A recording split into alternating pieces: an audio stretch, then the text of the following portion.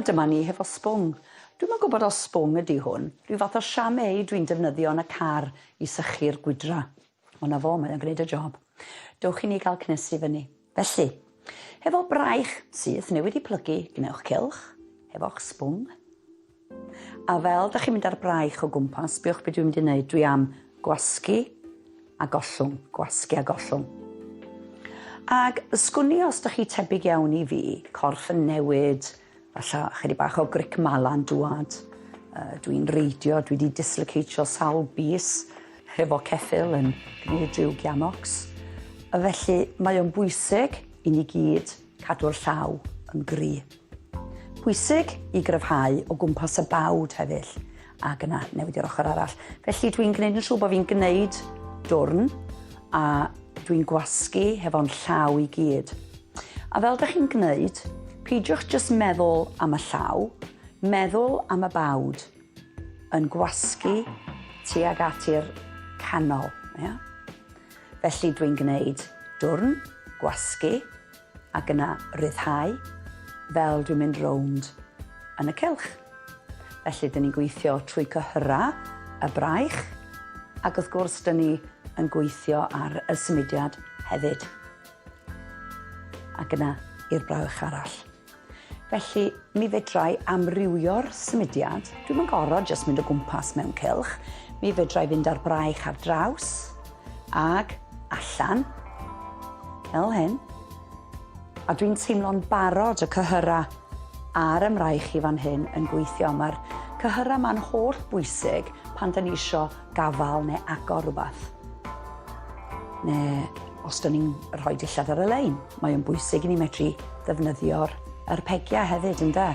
A mwyaf sydyn dwi'n agor a cau yn llaw, mwyaf mae'r cyhyra yn blino. A dwi'n teimlo hynny trwy, fedrai'm deud poen, ond jyst yr anaf o gyhyr yn gweithio. Be dyn ni'n galw'n blinder neu fatigue, muscle fatigue, dyn ni'n galw o.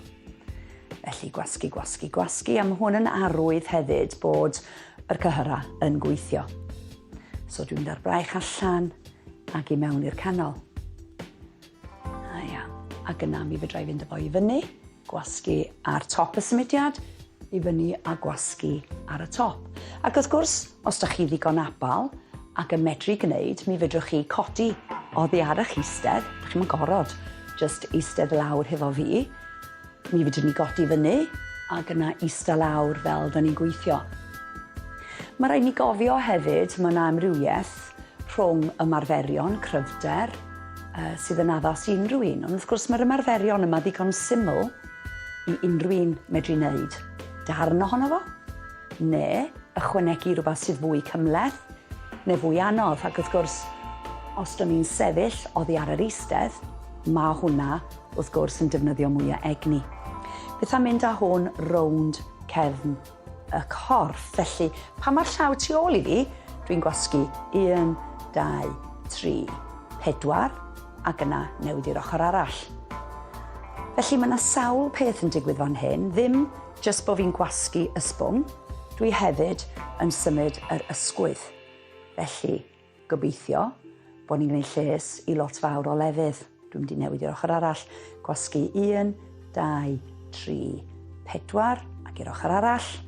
Ac wrth gwrs, os ydych chi wedi bod yn gwneud yr ymarferion yma hefo fi ar Pnawn Da, dwi'n trio atgoffa chi bob wythnos bod chi'n gorfod eistedd i fyny fel ydych chi'n gwneud yr ymarferion.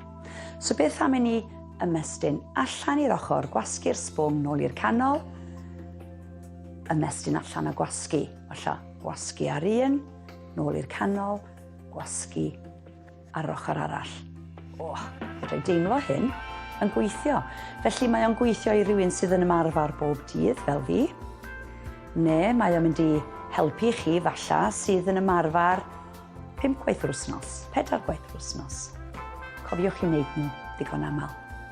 A beth am i ni orffan rwan hefo'r sbwng yn mynd 1, 2, 3 tu ôl i'r gwddw, ac 1, 2, 3 i'r ochr arall.